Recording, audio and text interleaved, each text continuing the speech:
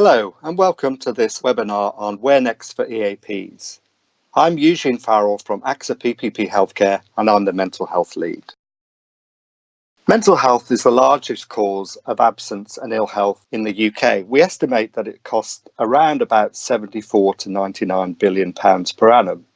To employers, that's about 7.9 billion pounds in absence and about the same amount in turnover. What is interesting is that presenteeism costs about 16.8 to 26 billion pounds. So presenteeism is a much bigger cost overall. Round about 300,000 people lose their jobs through mental health each year. So it is a massive and significant issue to employers and represents about 12.7% of all absenteeism. We know that EAPs have an average of about 5% utilisation, and this figure comes from a survey done by the United Kingdom Employee Assistance Professionals Association. This data is a little bit old now, so probably that's increased, and I'm going to talk a little bit more about that later. The current models of EAPs are pretty traditional. About 80% of them have access through telephone services and telephone helplines, and about 16% online. So that's the traditional models that we're seeing at the moment, and that's likely to change in the future, and it's one of the subjects that we're going to be talking about today.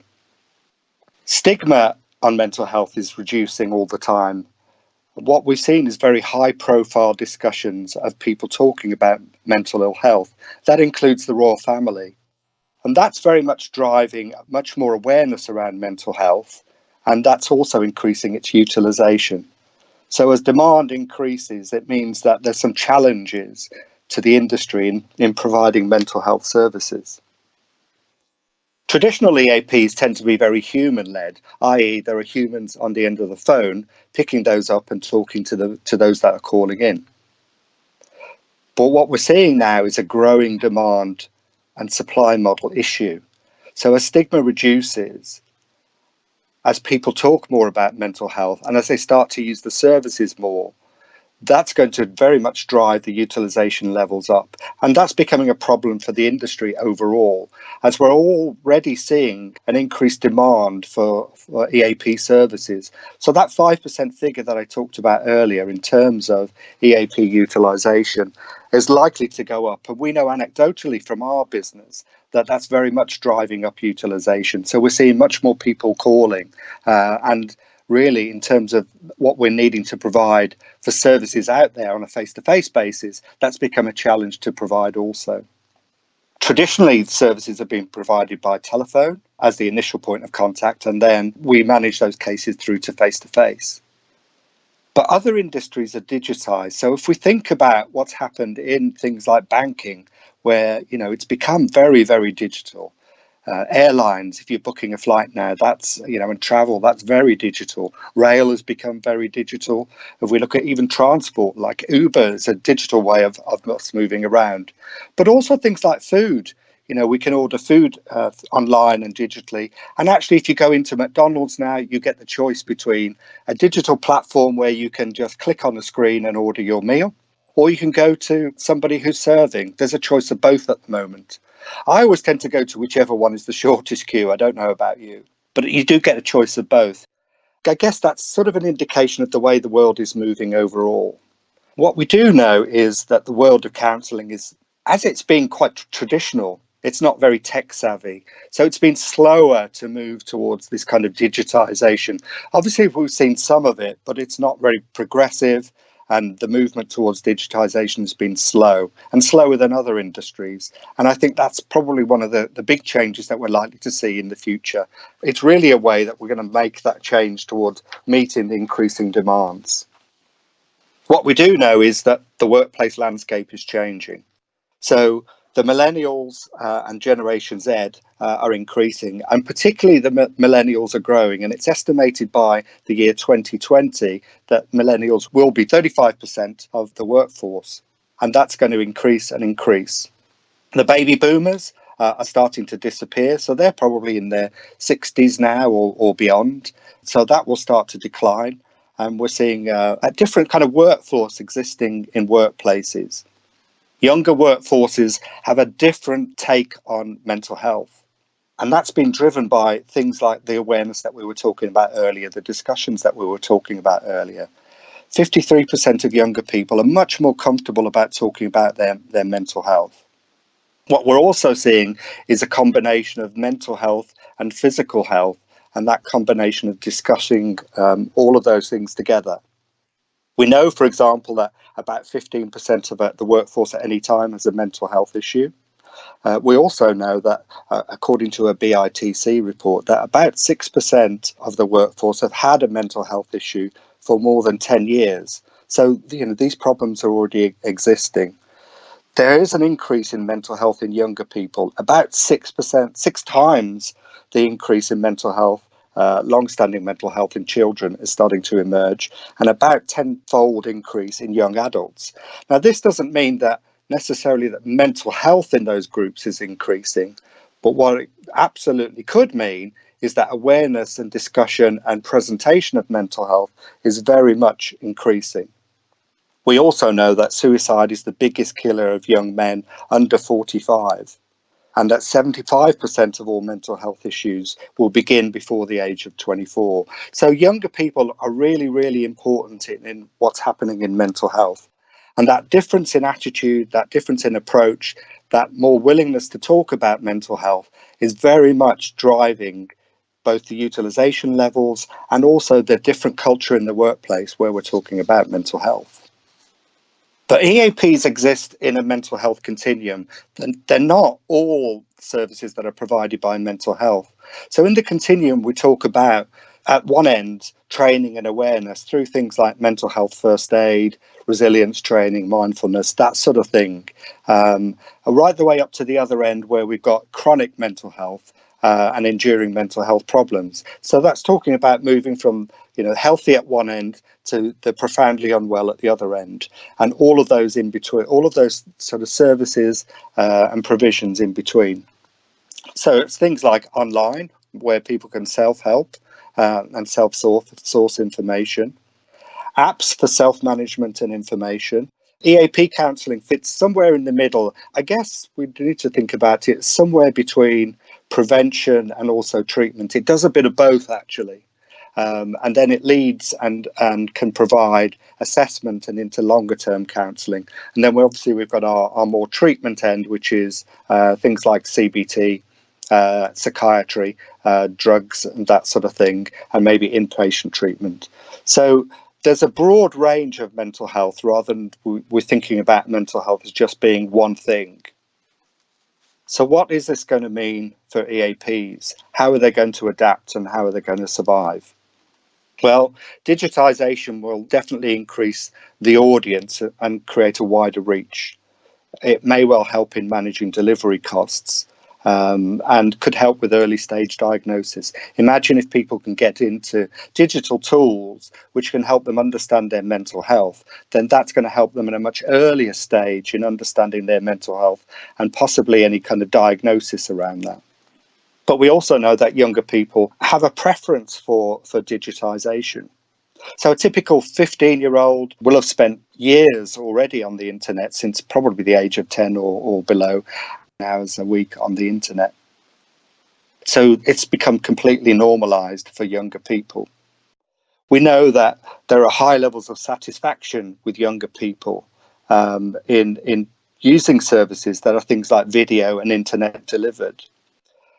We also know from some research that was done a few years ago that younger people are much more open and much more confident online, and they see the distance between the therapist and themselves as being really helpful, and they see that in a real way. But they also prefer much more informal ways of delivering kind of health-related services. So they're very happy to complete things like online surveys and assessments, much more so than either face-to-face or a paper and pencil version. So if you live in a digital world, it's natural just to complete something like that in a digital way. We know that university students are much more likely to, for example, seek help online and understand what's going on and look up health conditions than necessarily going face to face. Video conferencing as a way of managing and talking with people, it's been shown to save time, to save cost and to improve service quality. And that's being used more and more and more. And clinicians like this stuff too. So mental health clinicians are reporting increased knowledge for themselves and increased skills. And I guess much more importantly, a strengthening of the relationship between them and their clients. We call them clients in mental health services. Treatments online are generally effective. CBT creates good therapeutic alliance. You can schedule it really easily. Email counselling is good utility. We've seen that in some research too.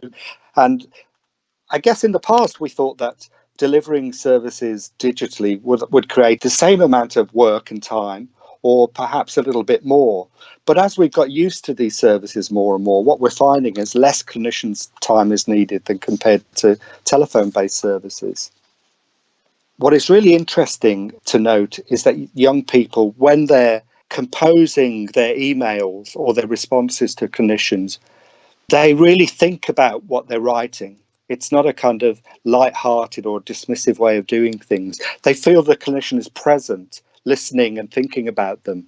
And that really means that they're putting a lot into that, maybe a lot more than they would do if they were in a telephone conversation or even face-to-face. Because if you think about it, if you're sitting on your own and you're composing a response, there's something different about that. You do it in a much more considered way, and perhaps even a little bit slower than you might do if you were just talking to somebody over the telephone or face-to-face. Not yet a primary care. CBT has been recommended by NICE, and guided CBT using therapists has been shown to be really helpful. But we also see that younger people prefer these sort of services. So there was a really good piece of research that showed about 94% of younger people liked applications that were delivered over the internet for things like mental health. And actually, really quite interestingly, they preferred a television doctor to a real one. I find that quite amusing, actually. But we can't just send people to internet-based programs for therapy and think that everything will be okay. A meta study done just 2 years ago showed that up to 500 different CBT studies. It showed that everything wasn't perfect with regards to these type of treatments that delivered digitally. Although outcomes were reasonable, we need to consider that dropout can be high unless they're properly monitored. And blending a clinician with a digital-based program does seem to work better, but that demands additional clinicians' time. And we also saw that outcomes, certainly from this study, were not as reliable compared to face-to-face. So it's a bit of one set of data is saying one thing and another set of data is saying a different thing. However, the preference of younger people in these areas is very much something that we need to think about. And if we're living in a digital world, that is one of the main things that's going to drive what type of services and what type of approaches that people are going to want. And if we think about that workplace changing and that population changing, very much the demand is going to be towards digital. But I guess for services delivering at the moment, they're going to have to manage for the next few years with that mixed population. You know, whilst there may still be some baby boomers around, but there are still Generation Xers as well as Generation Z and millennials around. So there's a demand in lots of different areas. And I think this might well be one of the struggles that EAP programs are going to have going forward. So what things might we see as we look ahead? Well, I think EAPs are likely to be blended or at least mixed into a more strategic approach to well-being overall. And for me, what I see is a kind of a baseline well-being digital platform that does an awful lot of things. It can provide information. It might well have, and I believe it will, have some mental health prediction tools. And we're working on some of these at the moment. So where we already have things like know your numbers measures for your physical health, then you're likely to have those similar sort of things in a mental health space. So you can understand where your mental health is, you know, how your cognitive processes are doing, and really, I guess, what issues, etc., are coming up in terms of your mental health. So physical and mental health being measured in maybe the same kind of way. Very much, I think we're going to see a much increasing technology and development in risk identification. So we've been really good in doing this in physical health. So if you think about all the things that we know about heart problems, about obesity and all the risks that those present, then we're growing in our knowledge and understanding of how mental health risks are present in populations, and being able to predict what those look like. So I think that's something that's going to change very much going forward. We're also going to see much more kind of digital pathways. So we have pathways to care at the moment that sometimes are a mix between digital and humans, or sometimes just humans organising things. But I believe very much we're going to see that whole journey from presentation to treatment being much more digitised, and much more in the control of the individual, driven very much by their own needs, using the programs that we know about, things like CBT. But I think there's a demand, as we're seeing in the workplaces at the moment, to much more manage those complicated cases. So the much more complicated and enduring mental health cases, ones that workplaces find difficult to manage, that line managers find difficult to manage, to have some sort of, I guess, case management, almost a concierge type of case management on an end-to-end basis to manage those all the way through. And I think we'll still see the sort of training modules that we've had. So whilst things like mental health first aid have been done very much in the room at the moment, I can see that becoming much more digital. Tools to help you thrive, to increase your brain health, your cognitive health and mental health will emerge. And those are already starting to happen within the apps that we're seeing. And then post-treatment, when you've been through maybe one of the digital pathways to treatment, is how you manage in a longer term basis to help your own sort of mental health maintenance, and to understand when that's starting to decline, and also the triggers that you can identify to yourself that make you identify that declining, so you can do something about your mental health. So that's what I think in terms of looking ahead to where these things might be. So what about some stuff in future gazing? Well, I think there's a lot already, and there's maybe a lot to think about for the future. Let me talk a little bit about apps first off. There's about it's very difficult to get figures on this, but something like 300,000 health apps. I'm sure it's way more than that, but that's the nearest data that I could find. They're increasing at about 200 a day, which is why I say it's difficult to predict what that figure looks like.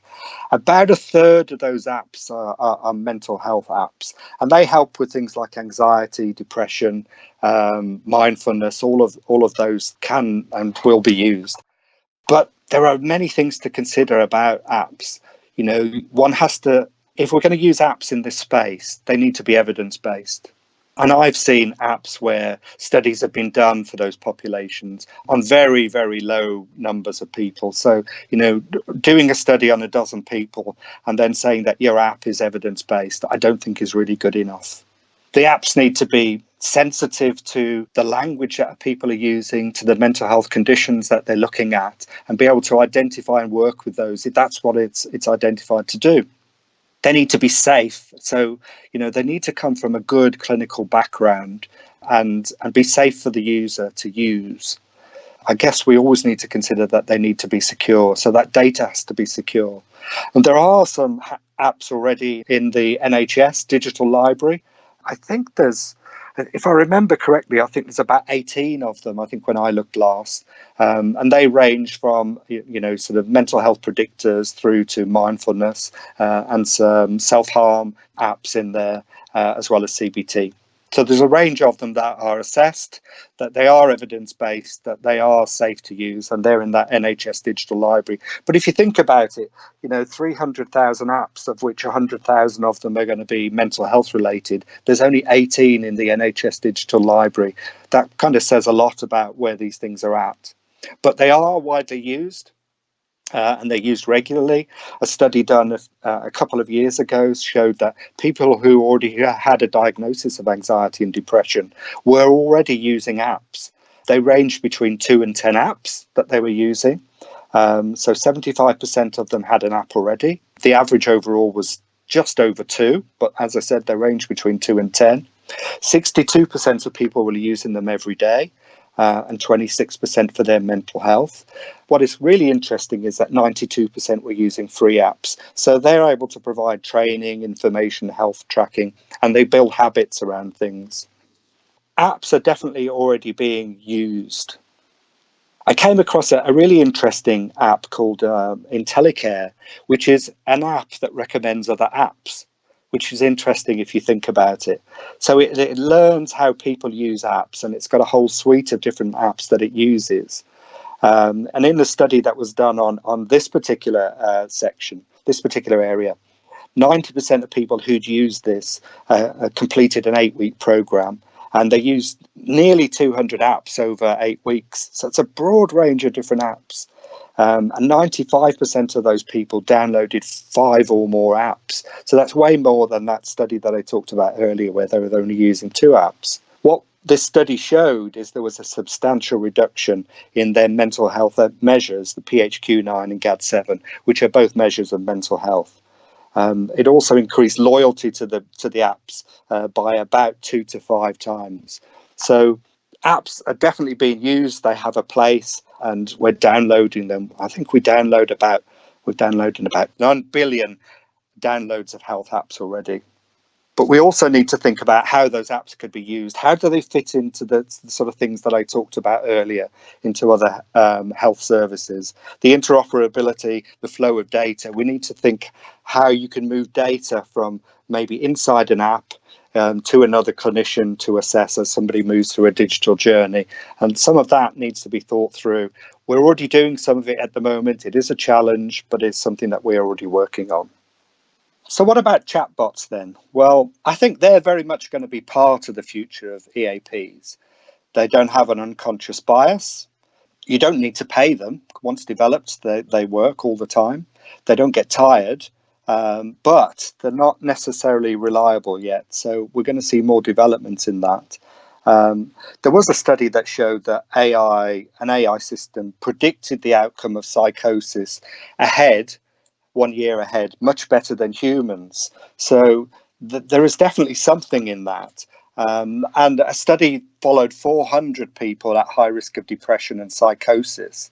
And this was using an AI system. And it was correcting 83% of times in psychosis and 70% of times in depression.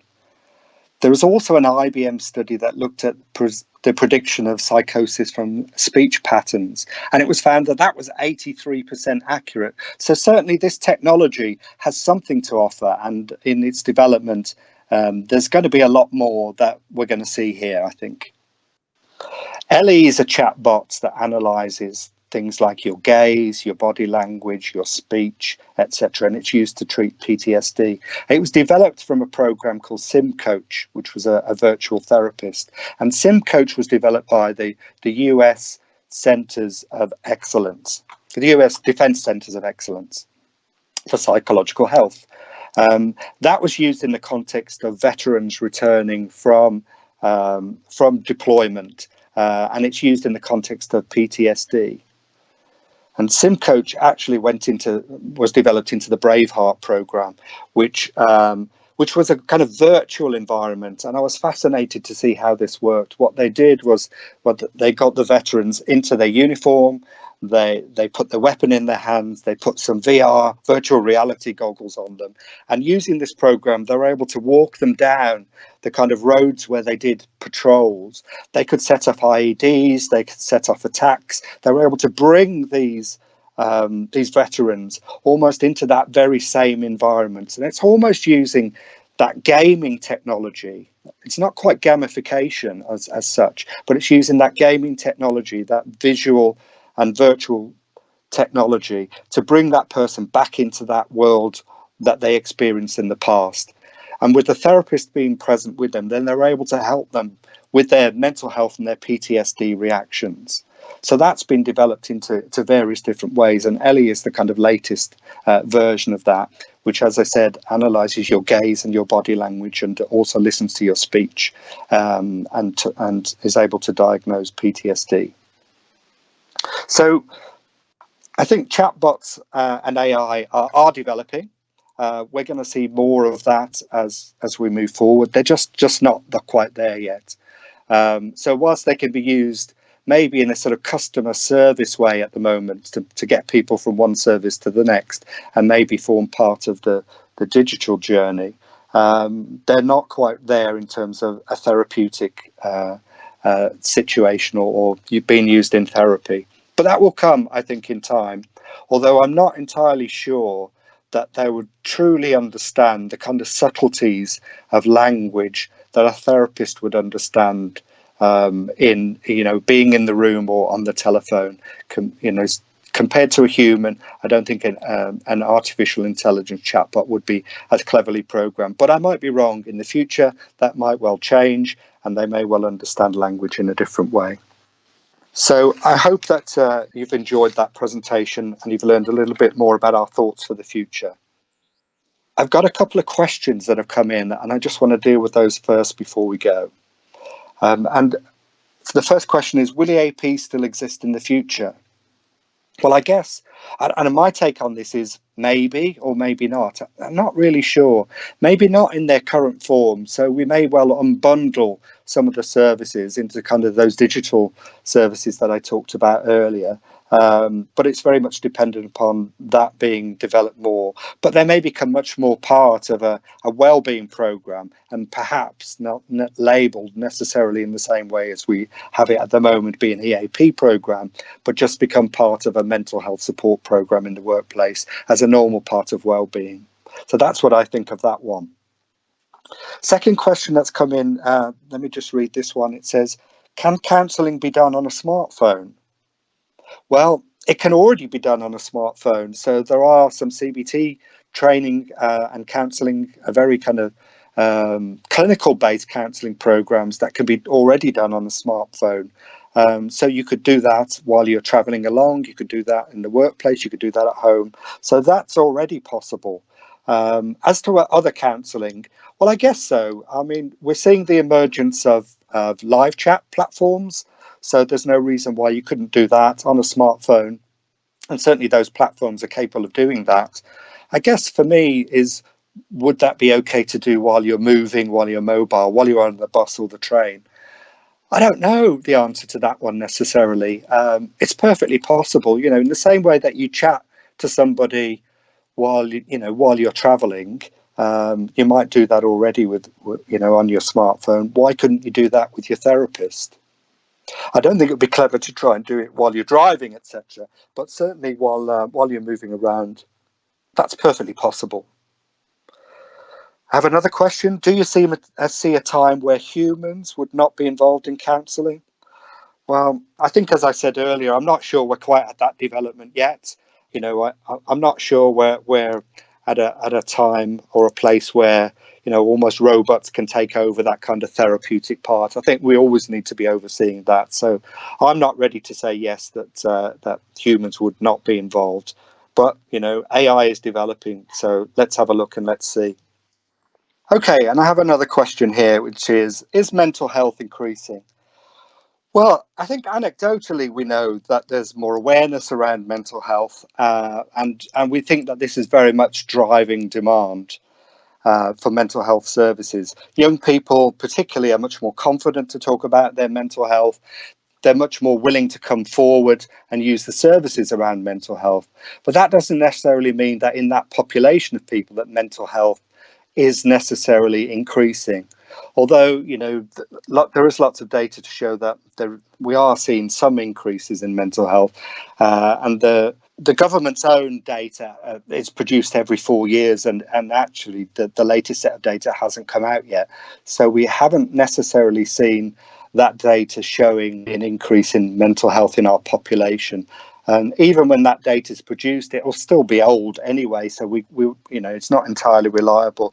But I think our take on this, and certainly mine, is that mental health is not necessarily increasing in our populations. It's just that it's always been there. We know that 1 in 4 people will have a mental health issue in any year.